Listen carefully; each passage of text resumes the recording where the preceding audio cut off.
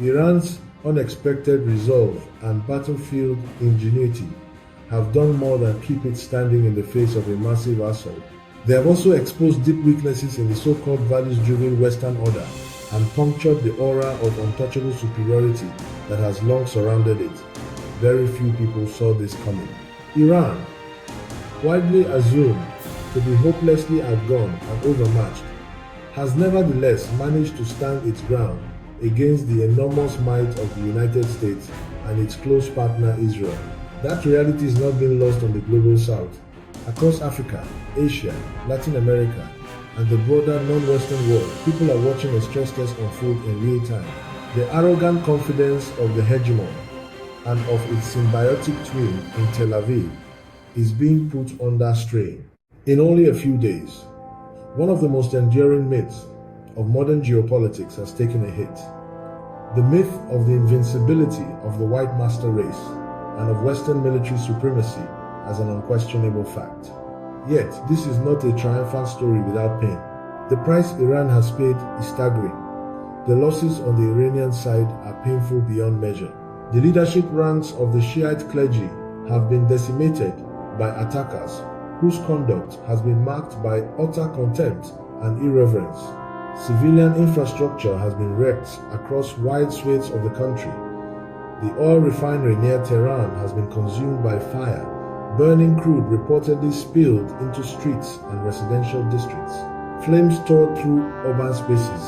Soot and poisoned rain turned daylight into darkness. Whole populations were forced to inhale toxic fumes. The question that now hangs heavily over the country is how many people will eventually die from the effects of that poisoning long after the bombs and missiles have fallen silent. And still, the Iranians have not folded. Like the Russians, the Chinese, and the Vietnamese before them, the Iranians have demonstrated a remarkable national capacity for endurance. There is in them a civilizational memory of resistance, a collective intelligence, and an instinctive refusal to be subdued once again by foreign power. Much of Iran's strategic heart now lies beneath the ground, embedded in deep cave systems and hardened mountain shelters. No matter how destructive American firepower may be, not even a U.S. nuclear weapon can easily reach the fortified depths carved into Iran's mountainous terrain. The Iranians did not delude themselves about Western perfidy. For 47 years, they are prepared systematically and soberly for the day the United States and Israel will come for them directly. In hindsight, however, one major decision appears to have been a grave error. Iran prepared for war, but it stopped short of producing an atomic bomb. Had Iran possessed a nuclear weapon as a credible deterrent, it is highly likely that no one would have dared to attack it in this way. The girls killed in the bombed school might still be alive. The Iranian cadets who, according to the account, were left by the Americans to drown in a raiding corvette off the coast of Sri Lanka in clear violation of the law might still be alive as well. Whatever one thinks of nuclear arms morally, deterrence has repeatedly shown itself to be the one language aggressive powers understand. The cost of this war are not falling on Iran alone. They are also now being felt across the Western camp and its allied order. One of the clearest examples came with Iran's threat to close the Strait of Hormuz. The Revolutionary Guard did not even need to carry out the closure in full. Its mere announcement was enough to demonstrate how vulnerable the global system really is. The financial consequences were immediate. Insurance companies understood that if Iranian forces actually began sinking ships, the risk would become impossible to price or absorb. That threat alone was enough to trigger disruption in global supply chains. No missile needed to hit every vessel. The fear of that outcome was already enough. In practical terms, this meant fertilizer shipments could no longer move normally through the strait. American farmers were suddenly left waiting for crucial inputs, waiting in vain. And the bitter irony is that many of those affected belong to the same Trump voting demographic that loudly supports the macho posturing of American adventurism. But perhaps even more damaging for the U.S. economy is the shock now rippling through the Arab sheikdoms of the Persian Gulf. Apparently, few had expected Iran to strike so hard and so effectively into the strategic depth of the Gulf monarchies. Yet, the United Arab Emirates, Kuwait, Saudi Arabia, Qatar, and Bahrain all found themselves under serious pressure. The supposed shield of air defense proved to be far less reliable than many imagined. Their rulers had been so confident in American protection and so convinced that war would remain elsewhere that in some cases they did not even invest meaningfully in bomb shelters. The United States, for its part, had concentrated the bulk of its serious defensive effort around Israel. The Arab allies, though useful to Washington, were clearly secondary when it came to actual protection. That realization has reportedly left a bitter aftertaste across the Gulf, nor did the US military emerge untouched.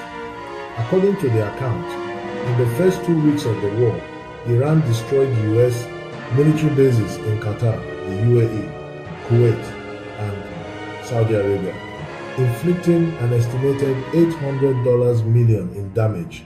At the same time, oil and gas installations in Saudi Arabia and Qatar were badly hit, forcing temporary reductions in production. This is not a minor inconvenience. It strikes at the very economic nerve center of the Gulf order.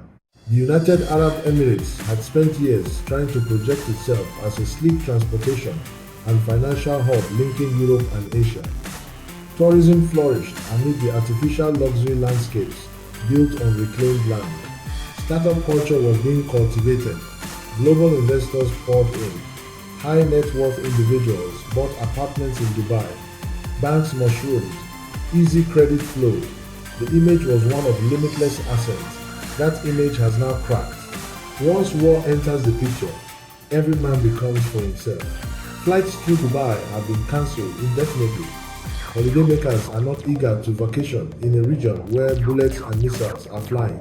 Young entrepreneurs chasing dreams of rapid expansion now see something else on the horizon: contrails and evacuation routes. Capital that once rushed in is quietly being shifted elsewhere. The gamble of allowing American military build-up on Gulf soil has backfired. The sheikhs are now paying dearly for having served as a launch platform against neighboring Iran. And here, the technicalities of finance become brutally important. Insurance companies do not cover war damage under standard policies. Buried in the fine print is the War Exclusion Clause, which shields insurers from compensating losses caused by acts of war. That means the Gulf monarchies must now absorb this cost directly from their own treasuries. These are treasuries that have for decades been swollen by oil and gas revenues, allowing rulers to avoid taxing citizens in some cases while recycling wealth abroad into use. Government, securities and strategic sectors such as artificial intelligence. This matters more than many realize.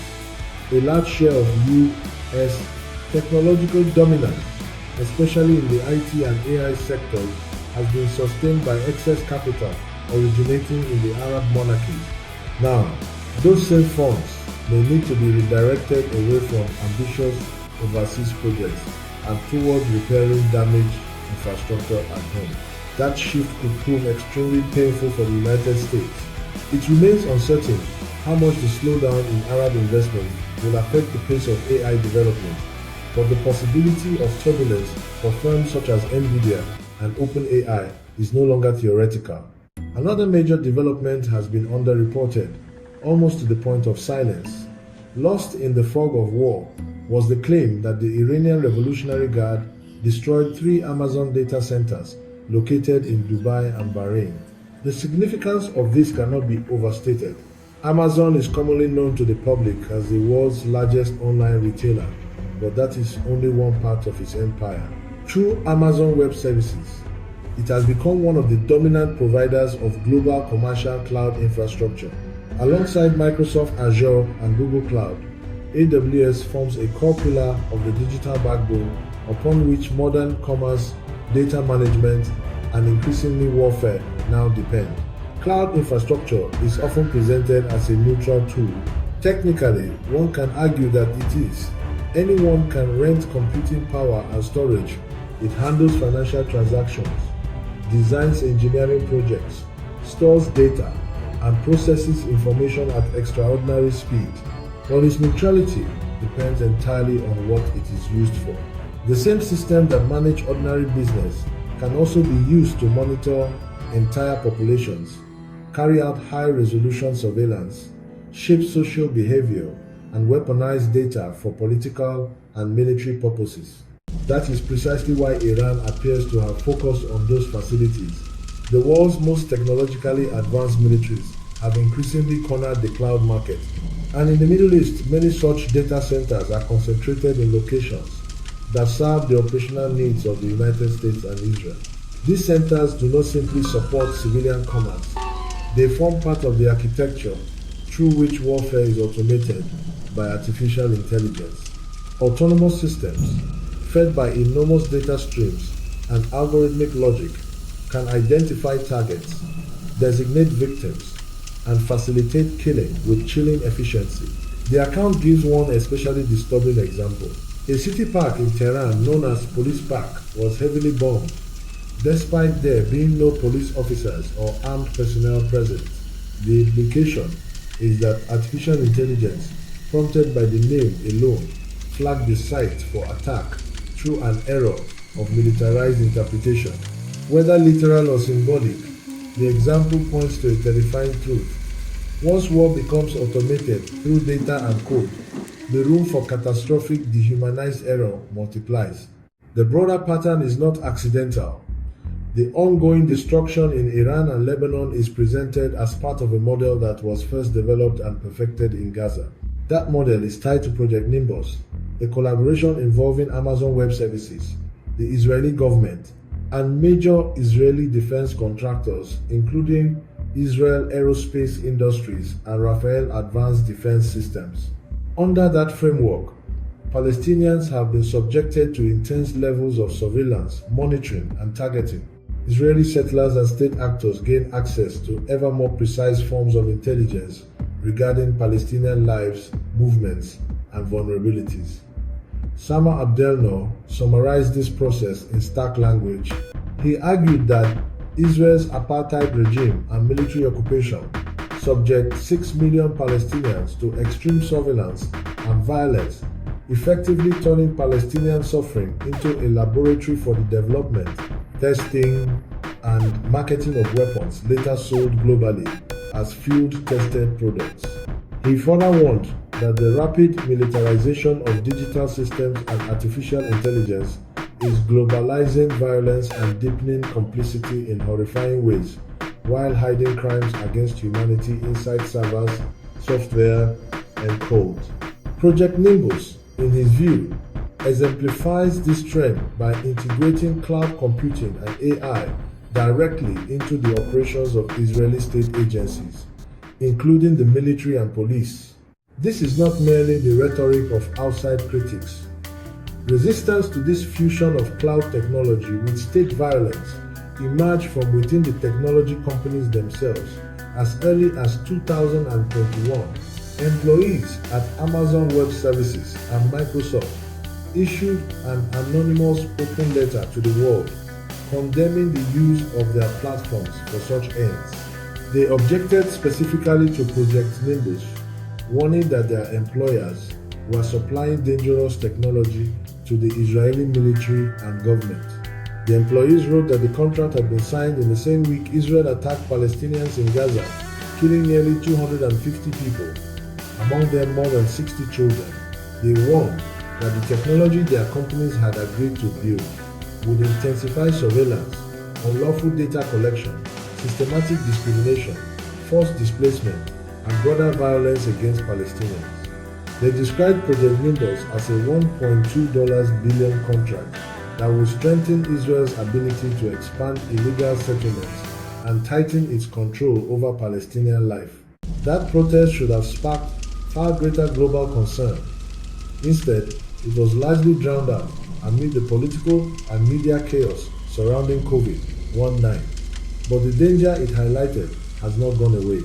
On the contrary, it has become more urgent. What is being developed and refined in Palestine and now applied in Lebanon and Iran will not remain permanently confined to those places. The mechanisms of automated repression and destruction being tested there are not designed for one geography alone. In time, they can be turned against others, against us too. Every power structure seeks expansion. Militarized cloud technology is no different. Its logic is to grow, to spread, to absorb more of civilian and political life into its reach. That is what makes this moment so dangerous. Our most intimate personal data now sits on the same platforms that also host military applications. The line between civilian cloud computing and warfighting infrastructure is steadily disappearing. Even mainstream outlets have begun to acknowledge this convergence. Fortune put it bluntly when it noted that the boundary between commercial cloud services and military operations has effectively collapsed. The Pentagon's Joint Warfighting Cloud capability and its Joint All-Domain Command and Control systems now run on the same type of commercial infrastructure that also serves banks and ride-hailing apps. Reports have also indicated that the U.S. military used Anthropic's AI model Claude, running on AWS, for intelligence assessment, target identification, and battle simulations during the strikes on Iran. Put simply, the military is picking up the tab for the cloud party, and the cloud party is increasingly becoming part of the military machine. Militarism is not merely coexisting with civilian technological life anymore. It is consuming it. That is the dystopian struggle Iran is confronting in real time. For the Iranians, this is already a fight for life, sovereignty, and survival. And by targeting the financial and technological underpinnings of this new form of militarized, fascist-like control, they are not only defending themselves, they are, in a larger sense, fighting for a freedom many others do not yet realize they are in danger of losing. This is why the mainstream framing that endlessly invokes the supposed abhorrence of the Mullah regime must itself be questioned. Such language functions as dehumanization. It encourages people to emotionally detach from the suffering of ordinary Iranians. Once that detachment takes hold, compassion is shut off and aggression becomes easier to justify. But the Iranian people are not abstractions. They are a nation fighting for dignity, for continuity, and for the right to remain unbroken under attack. That reality may feel unfamiliar, even uncomfortable, to a Western culture that has grown eerie and morally hollow, what the article describes as the strange new Epstein world. Yet discomfort should not become blindness. There is something undeniable in the endurance of a people who refuse domestication, who refuse humiliation, and who continue to stand upright in the face of overwhelming force. Iran, whatever one thinks of its clerical order, is fighting for survival as a free nation, and in doing so, it has forced the world to look again at power, vulnerability, technology, militarism, and resistance. For deeper analysis across a wide spectrum of geopolitical, economic, and social issues, and to explore a rich archive of thought-provoking articles, I invite you to visit my website at www.oblongmedia.net, where a treasure trove of insightful content awaits. Thank you.